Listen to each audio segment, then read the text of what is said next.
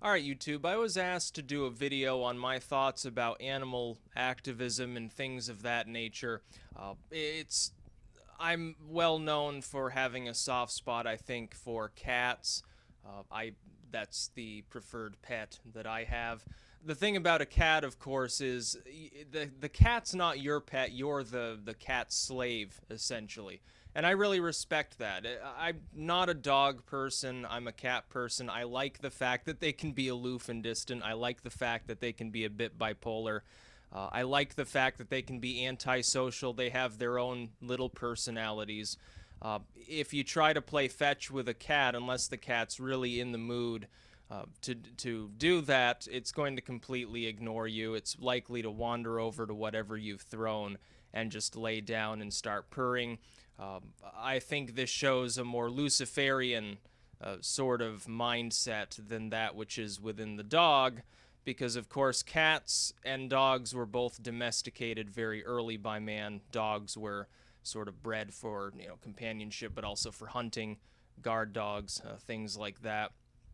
Cats were not really selectively bred early on. There's I think perhaps less overall variability within the cat gene pool. When you think of an Irish wolfhound as compared with a Chihuahua, there's a lot of divergence there with cats. It's not necessarily the same. They just sort of hung around and ate the scraps and hunted the rodents, and sort of they just happened to want to huddle in the cave because it was warm, and that's basically how they co-evolved with man. They're really rather interesting animals.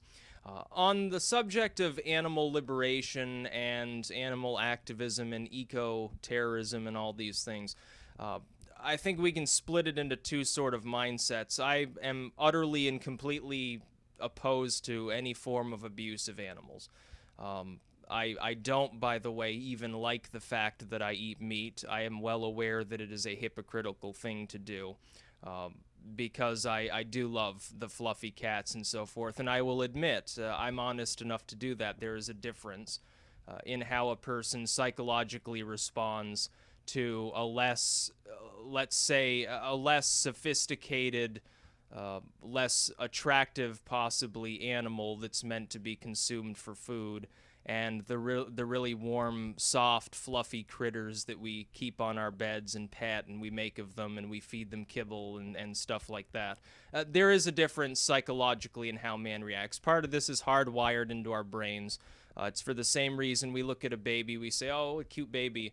I want to snuggle and protect this little being. It's not even necessarily related to me, but it's something, precious. It's something to be protected because it's got the big eyes and it's soft and it makes little fun noises and stuff.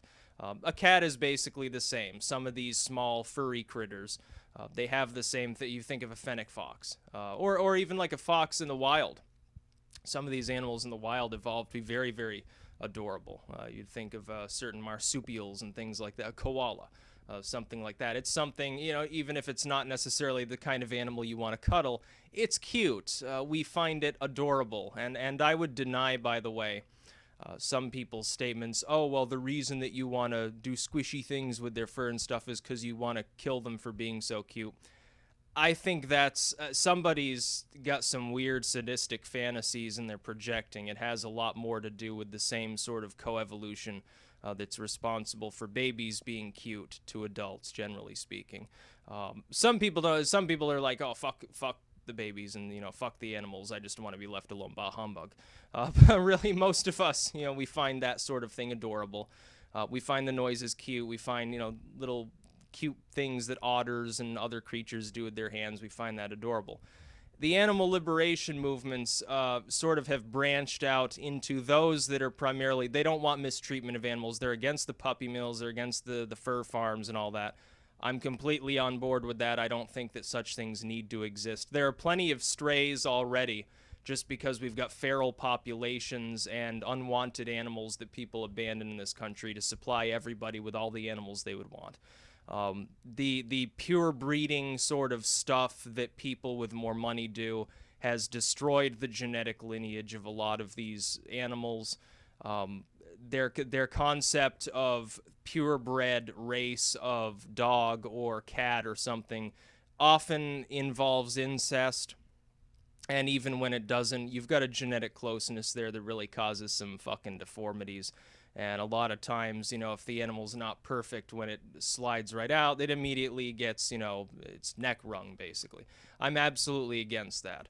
The fashion of human beings, I don't think comes, in a moral sense, does not come before the need to prevent the unnecessary suffering of these creatures.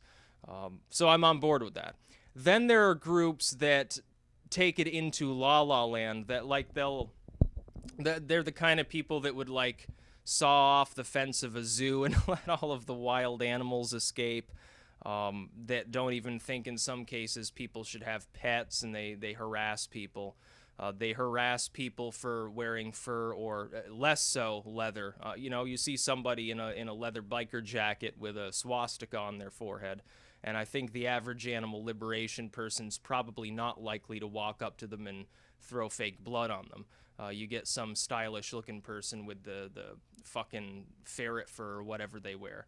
And they're more of an easy target as opposed to the 400-pound biker dude, again with the Nazi helmet and the leather gloves and stuff. Probably going to get left alone. So is a little bit of cowardice on their part. Like, I wear a leather trench coat.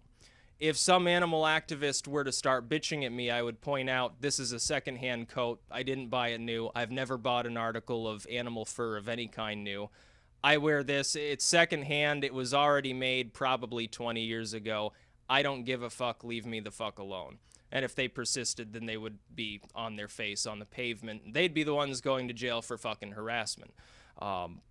Again, not I'm larger than most people, and I'm wearing leather, not fur. If I was wearing fur, there would be probably some rumors going around. Let's just leave it at that. But fucking some of these people break into a fur farm, right? Like, I remember, I think 5 years ago or something, there was a fur farm. I can't remember what kind of animal they were raising, muskrats or something like that, and they were harvesting them for fur. Now, I'm completely against this. What do the animal activists do? They break in and they let all the animals go. See, the problem is those animals were not raised in the wild. They were raised in captivity. Most of them probably were not alive the next year, and many of them probably died more horribly at the hands of some predator than they would have at the hands of man. See, man, we should treat animals benevolently. I do believe that. I don't believe in the packed wall-to-wall factory farm where animals are wallowing in their own excrement. I don't believe in veal cages and fur farms and all of these things. It's just not necessary. We don't need this sort of. If we legalized hemp, we could make clothing out of that. Fuck the leather and stuff like that. You could probably weave your clothing out of Kevlar. Let's have bulletproof clothing just for fun and leave the fucking animals alone. I'm not against dairy production. I'm not against eating eggs, unfertilized chicken embryos. I'm not against these things.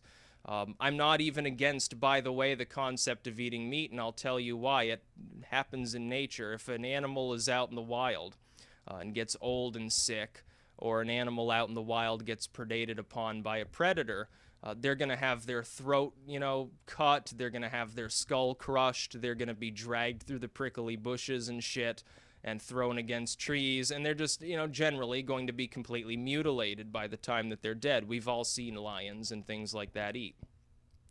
The concept that man is distinguishable easily from any other omnivorous species that may predate upon other animals, to me, does not make sense. Now, what also doesn't make sense, our use of meat is way through the roof.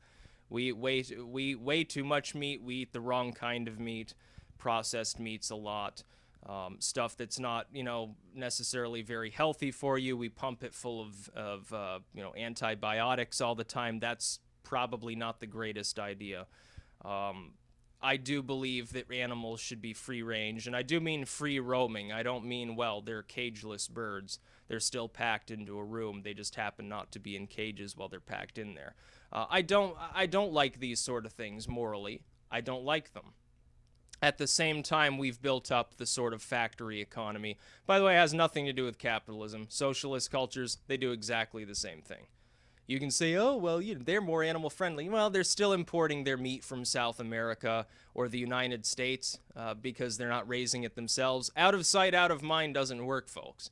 It's just like when Obama rants about climate change and does nothing to address the fact that China pollutes more than the whole world did 100 years ago, back when climate change was supposedly already well underway. Out of sight, out of mind doesn't work. Oh, we need to put up more solar power plants, but don't put it in my backyard. We need wind turbines, but don't put it anywhere near me. We need nuclear power, but, not in my neighborhood. That's the sort of thing that people do. And the people of Europe that say, oh, protect the animals, they do the same thing. They import the same fucking meat that we use here. We raise a huge amount of beef. Brazil raises a huge amount of beef. You have chickens and certain fowl here. You have it in China. Pork farming down in Texas, it's a big thing. By the way, you get the occasional pig escapes out into the wild and ends up 1,300 fucking pounds of pure meat. It's just monstrous. I mean, literally, they're like a fucking miniature behemoth roaming through they're like a small rhinoceros or some shit. By the way, I would point this out. When animal activists do free certain types of animals from, admittedly, sometimes inhumane conditions, the survivorship, depending on the species, may not be that high. Now, cats can go out in the wild, and they'll be fine, generally speaking. They'll in fact, they'll breed out of control if there's enough food. They don't give a fuck about the presence of man. The domesticated cats are still perfectly capable of surviving the wild. Domesticated dogs largely can't. Thus, where do we find the feral populations? We find it in the proximity of man. That's why it's more prevalent in urban areas. That's where they are. Chickens can get out in the wild. I used to see chickens roaming around everywhere in Florida and Texas. Literally, people just sort of wander around. It's actually remarkable. You see chickens wandering around everywhere. You see all these weird species just sort of, you see geese, you see ducks and chickens, you'll see cats and dogs, and they just sort of wander around, and it's almost very surreal because up here we have such a thing as winter. So if your chickens are roaming around freely, they're going to die during the winter. Down there, it's like, who cares? It never gets below 60 degrees. So you don't see that happening. Some of the I should say environmental activism in general. Some of them, like I know ELF, they used to take metal rivets and drive them into the trunks of trees to stop chainsaws and other machinery from logging trees they wanted to protect. That it may be illegal to do that, I think. It may be a noble endeavor, depending on what you're actually attempting to protect in so doing. Some of these groups, though, seem to think that if you cut down a single tree, you've committed some sort of horrible crime, without realizing that an actual forest ecosystem does require some trees to occasionally be taken. It's like here in Vermont, the forests that you see here that are so green and vibrant and beautiful, and they don't really have fires, and there's a hell of a lot of biodiversity. Most of our forests started springing up within the last half century. Because before that, most of Vermont was completely clear-cut. We actually have very little virgin forest left in this state. There are a few marginal areas that are old growth. The rest is all the last half or 3/4 of a century, for the most part. Much of it was clear-cut before then. Clear-cutting forests, that's something that the activists are right on. Shouldn't be done. It's actually a waste of money, too. From a business model perspective alone, it's just absolutely fucking retarded. Because you're causing so much erosion, you might not be able to get a forest going properly there the next time around. Remediating soil, planting as you cut things down, not cutting everything down in one go. Protecting important ecosystems, especially rainforests, things of that nature. Trying to preserve pristine wilderness land. And I don't mean, well, the government will control it and then decide who can build what where. I mean completely protect it, including from government interests. Because so often the government, look what it's doing out in the West. It's leasing off land to the fucking Chinese to build turbines and stuff when, you could just put that up in urban areas. Just put solar panels up on people's roofs. You wouldn't have to dedicate 500,000 fucking acres out in the wilderness to build those things. As far as animals go, I do believe animals need to be protected. I think if someone is abusing an animal, if somebody's neglecting them, if somebody's abusing them, physically mistreating them, sort of letting them starve, letting them wallow around in their own turds or something, then I would say it's a mark of humanity to understand that that's not acceptable. It serves no purpose, and indeed has the opposite of a positive purpose. As far as the I mean, having filth everywhere is not beneficial to mankind either. In fact, I believe it's a hallmark of insanity. I believe if a person is not capable of distinguishing that sort of behavior as appalling, as egregious, as stupid as well, then there's something seriously fucking wrong with them. I would class them as a lunatic and throw them in an asylum, along with people who don't see any problem with abusing their spouses or abusing their kids or something. They're all fucking lunatics to me. No, they shouldn't be part of society because they're obviously a menace to it. And yes, I do believe the federal government right now, one of the few things that and it'll misuse this, obviously. Its heart is there. It will misuse the power that it's attempting to take, but it's fundamentally a good central idea. One of the things they're doing now is trying to extend what you would consider violent crime, aggravating factors, and all that bullshit terminology they use to animal abuse. And I'm actually more or less in favor with that. Again, the federal government will obviously misuse this capability because then the federal government will determine what does and does not constitute abuse. It should be obvious. Any person with, an IQ half their age should understand what would constitute animal abuse. The government, unfortunately, is so bogged down by legalese that it'll probably take them a decade to decide. Then when they make the decision, it won't make any sense. So again, another fundamentally good idea that will be ruined by DC. That's my prediction for that. And it'll end up going through court, and the way they apply it will be found unconstitutional. They'll go back to the drawing board, and by the time I'm an old man, they'll have it half worked out. This is the way that DC works.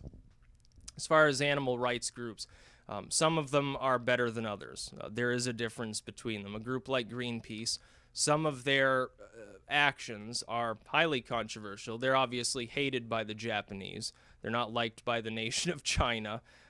They're hailed as being fairly decent human beings in many parts of the Western world. They would have more support probably in parts of Europe than they would here in the United States. I would generally support them. I think that most of their methods are perfectly fine. I don't see a problem with trying to spoil whaling vessels. Although the whole save the whales thing is a decades-old argument predicated on the decline of whaling before many of the Western nations stopped really whaling very much. So one could argue that they need to find other species now to try to protect as well and not focus so much on species that are rebounding. But their argument, again, also makes some level of sense, which is if we stop, they won't keep rebounding. They'll continue to plummet down again. Specifically because the Japanese and Chinese love to eat, swimmy things from the ocean, and we're going to try to stop them from doing that. Sometimes it works, sometimes it doesn't. Groups like ELF, again, some of their methods, not necessarily on board with them, or they would be questionable depending on how they're deployed. A group like PETA, the People for the Ethical Treatment of Animals. PETA is perhaps the most difficult group to get on board with for me, because their harassment of people who, they don't know the backstory of where that fur coat came from or where that leather jacket came from. It could be 100 years old. The person who bought it maybe didn't buy it firsthand. Again, like my leather trench coat, I didn't get it firsthand. I did not contribute to the consumption of leather in getting my trench coat. Some of their methods are violent. They made bomb threats to people. They've threatened to kill people before. They've attacked people's cars before. In many ways, I think when people talk about animal liberation and they think back to stories like that, they tar all the other groups with the same brush that they would use, perhaps deservingly, for PETA. I can remember when I was a kid in school, they had their campaign regarding switching to soy milk, actually, here in Vermont, to some degree in the elementary schools. They had signs up and they had people go around and talk to the kids. I can remember one of the finest moments of sort of 90s era Vermont was when we told PETA to fuck themselves and started shouting, "Soy milk sucks, soy milk sucks." You probably don't know anything about that, but that's essentially what most of the elementary school students did here. And it was funny because I mean it was on the news, so you see all these kids, they're drinking the cow milk, saying soy milk sucks. I mean, it's kind of part of our state culture. The dairy cow is kind of emblematic of our state's existence. There's not a whole lot else here other than family farms, let's face it. That and maple syrup. Well, you can't just drink maple syrup. Yes, it's pretty good, but if you tried to do that, eventually you'd have diabetes anyway. Probably not the greatest idea. And so we sort of told them to fuck off, not because anybody here has a problem with the concept of animal abuse is wrong, factory farming is wrong. We don't have any factory farms here. We've got family farms that sort of amalgamate into these quasi-lobbying groups, which really affect our state Congress. It's actually rather funny. I don't think you see this in many other states. You see it in some of the flyover states with like corn farmers or something. I don't think anywhere else does the dairy lobby have significant function in state government. But yeah, I mean, some of their methodology fucking sucks. It causes most people to think they're deranged. And then they just go the other way. It's like probably more milk began being consumed after they unleashed their, oh, well, this is where milk comes from. This cow is mistreated and there's pus in your milk and it's full of chemicals and it's horrible. And these cows, they sledgehammer them in the head. A lot of those kids were raised on farms or spent a great deal of time visiting farms when they were little. Myself included. There was a tourist farm, yes, but there was a farm not very far from where I grew up as a little kid. I got to go and pet the cows and stuff. They were free-range animals. They wandered around. Nobody fucking hit them in the head. Nobody had a problem with them. They were considered cute. They were considered, oh, why don't we pet this calf? Feed it some hay. It's adorable. It's fucking cute. It's soft and warm and makes cow noises. Well, no shit. Well, this is where milk comes from, kids. That's what we learned as children. We knew better than to abuse animals. Again, I think if someone's such a fucking sicko that they're abusing an animal, if they're like hitting their animal, throwing it across the room, trying to fucking poison it, they're starving it, they're letting it wallow around in its own filth, they should be taken out and hanged. Hang them, because, I mean, how can you deserve the title of a human being if you're doing such a thing? But when you're then threatening violence towards other human beings because somebody owns a pet, because somebody has a fur coat, it makes you look like a lunatic in many cases, especially when there's actual terroristic activity going on. We are threatening to firebomb people's homes or taking a hammer to somebody's car or throwing blood at them. That's just as appalling in a way as animal abuse, really. I mean, you're going crazy. In my opinion, it would make you kind of a lunatic to do that as well. Maybe not quite as bad a lunatic as somebody who habitually abuses animals, but still, I mean, you're a little bit fucking, cuckoo for Cocoa Puffs here. So yeah, that's what I think about animal activism. Generally, heart in the right place. These people believe that what they're doing is moral and good, but then again, so did Joseph Stalin. You got to choose your battles, and you've got to think deeply about what actually constitutes abuse. You've got to think about how your methods affect public view of your group, of those that you oppose.